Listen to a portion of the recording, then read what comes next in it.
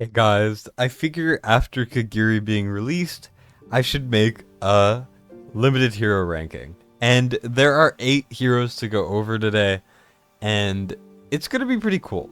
So limited heroes, they're very hard to get because they're only obtainable on their banners, and some of them are really good, and some of them are pretty much 100% skips. So I'm going to rank them on this tier list. As you can see right here, we have God tier, which is the best of the best, essentially an S tier. We have really good, which is stuff like you could use them in multiple areas. God tier being like they're either the best of the best at what they do, or they're usable in a lot of areas. Really good is like they're pretty good in certain areas, but they're not really the best option, or they're not really that versatile. Decent is like you could use them for sure, but you shouldn't really want to. We got which is like if you have them, you might be able to find a use, but otherwise, you're not really going to be using them. And then we got useless. Useless tier is basically you're never going to use them. They're garbage. Don't even go for them ever. You know, stuff like that. So we're going to be going in terms of the release dates, at least the original release dates as far as I remember. We're going to go in the order that you see on the bottom. And if I do rank them pretty low, it doesn't mean they're not good or they're not worth going for, because at the end of the day, it is very hard to get some of these people, but I'm going to justify it as we go. And obviously, every tier ranking has to have a little bit of criteria. For me, I will be valuing certain things like end game content more than I will early game. Like early game, some of these units will be S tier carries. There'll be so much content for you at the beginning. But what I really care about as a player that's a bit more endgame is stuff like guild versus guild, arena, Infernal Codex, and then something like Guild Boss 2. I will obviously be counting the gear raids and the Guild Boss 1 and whatever else, but that has a lot more weight, especially Guild v Guild, since that is my main thing that I find fun in the game. And speaking of Guild v Guild, we bring ourselves to the very first unit, which is Captain Reve, and I am very, very tempted to put him in really good. He is so underrated. It is insane. I have been underrating him for a very, very long time, but I think that ends now. Reve is really, really solid, especially for Guild v Guild on the new map, but even everywhere else. Reve is a solid enough tank. He's not that great. I mean, Cursed Cultist as the faction also kind of brings him down in some areas, except for one which I'll cover in a second. But he's really, really solid in a lot of areas. Namely, that being Conqueror Codex, Guild v Guild, and really just all tank content, like the Tank Codex, for example. There's a lot of things that Reve can do. Reve is a fairly decent tank, not really his main application, but his AoE attacks do crazy stuns in his ultimate. He's usable in Guild Boss 2, he's usable in a lot of different areas. Definitely on the upper end of these limited heroes, in my opinion. I don't think he's the best, or even that close, but he's very, very good. Now we get to Falcia. And for those of you who don't know, Falcia was my first limited unit ever.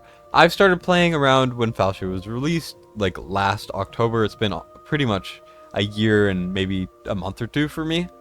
And I pulled Falcia about 100 shards into the 250 pity. But she is ass.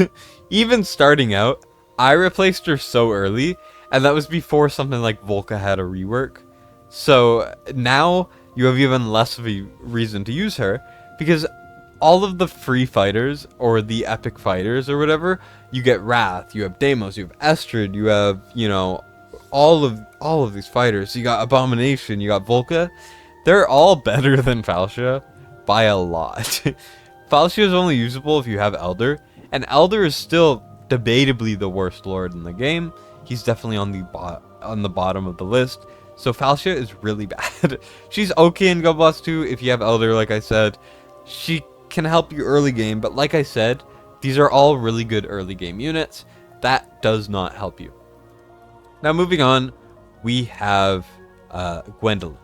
Gwendolyn is the only one here that is like uber rare. And that is because she's only ever had one banner, and it has been almost a year until we've gotten her. Stuff like Kigiri, which we're going to get to, Anora, Dahlia, they have not had reruns, but they have been recent. Lust, Falcia, and Reve have all had reruns, and Lust even came out after Gwendolyn. Gwendolyn has not had a banner since. She probably will around December, and while I am placing her in the tier, she's actually not that bad. There are a couple pretty decent uses for her, and there's one where she is technically the best choice, but it really makes barely a difference, and that is in Gear Dungeon 1. You can use her on the top to give shields to Valkyria while she shreds through all of the top units. She's the best for that. She can be used in certain healer codecs. I remember when she came out, she was meta. Now she absolutely is not close to being meta. I mean, like, she's fine. She's good in some Guild v Guild seasons. She has some uses in Northerner teams. But aside from that, can't really find that much to use for her. But she does have some utility and some potential. You could still use her for certain things. She's just not going to be that great for a lot of the things, which you can't really say about Falcia, who freaking sucks. Now we are onto Lust, and Lust is going to be our first God tier unit. Lust is really good. Lust is very good. Very good. And she's just very good. I mean, I can't really say much.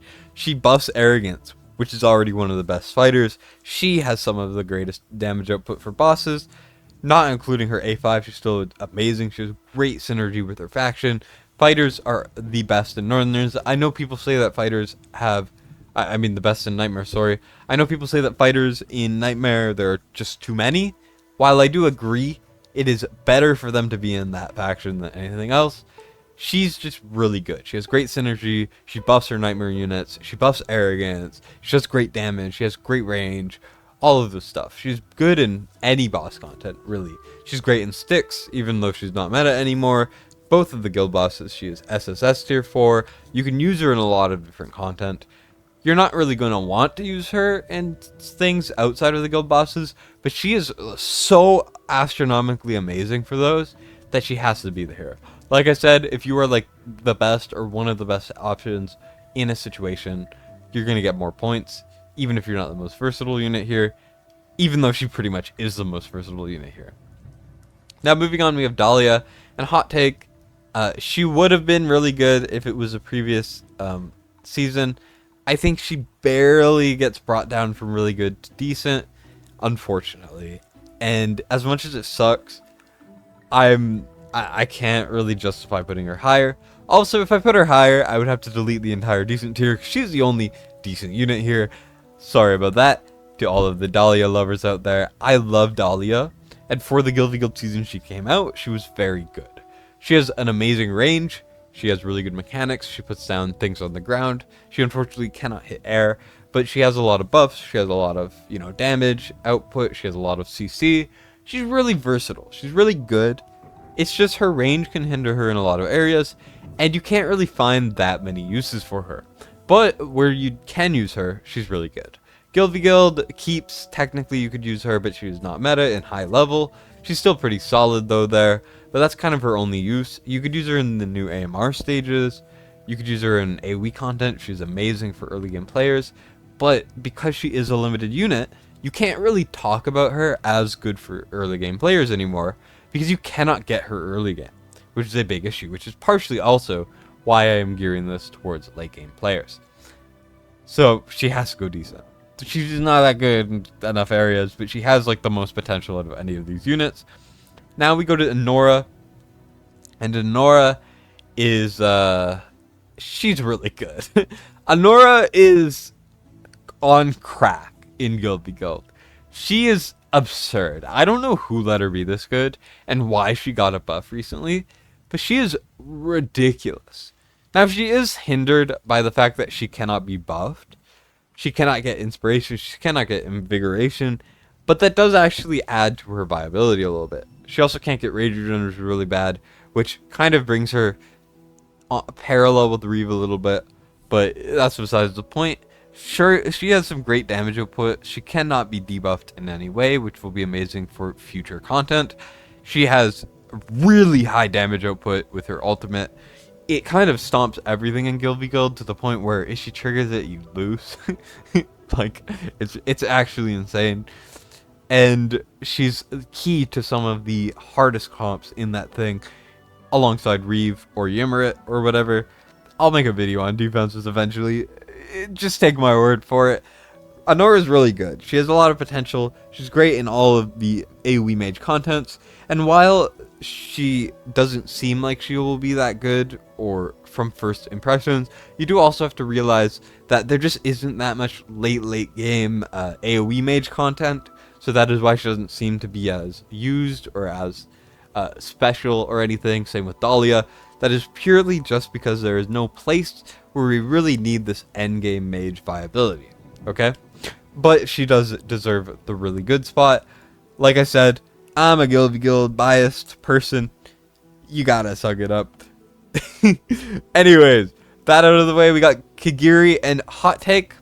Maybe not hot take. I think this is what most people agree with. Kigiri is the best limited in the game. I don't think it is that close. Kigiri is criminal. I don't know who the fuck let him be this good, but they did. Kigiri essentially makes Guild Boss 2 nothing to people.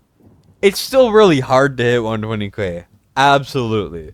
But before, people were all struggling on the Aegis phase. You had to have Praetus, you had to have Yovar, you had to have all this stuff. You could use Lucius, but it was hard to use Lucius, because he had no indicator.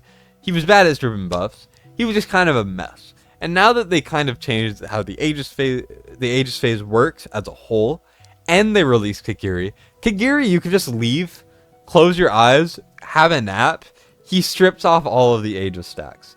At A0, he's doing really solid damage. It's really good. But then when you bring in Awakenings, which obviously Lust has great Awakenings too, but Kigiri's A3 alone makes him do like ridiculous amounts of damage. He becomes the best Guild Boss 2 DPS with a couple of Awakenings. And while that is not really being taken that much into account, it is still worth mentioning. He's really good in Arena.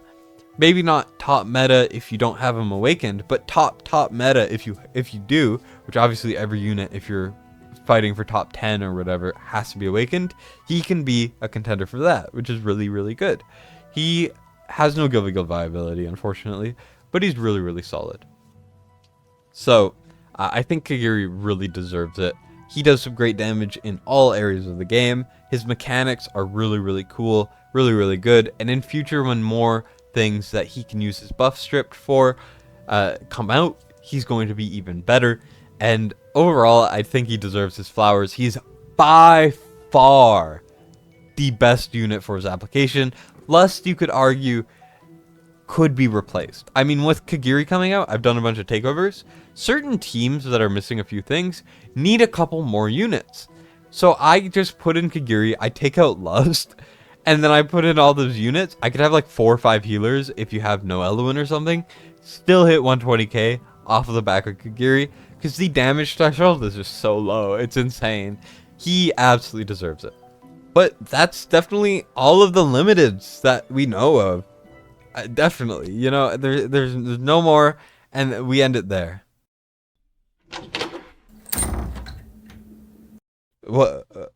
Why are you here? No, I said I wouldn't do leaks anymore. I said I wouldn't do leaks. I said I would take a break. You know, do some tier list content, do some Guild v Guild, you know, let it all go. I'm not going to leak anymore, okay? This one was faulty. We'll find another.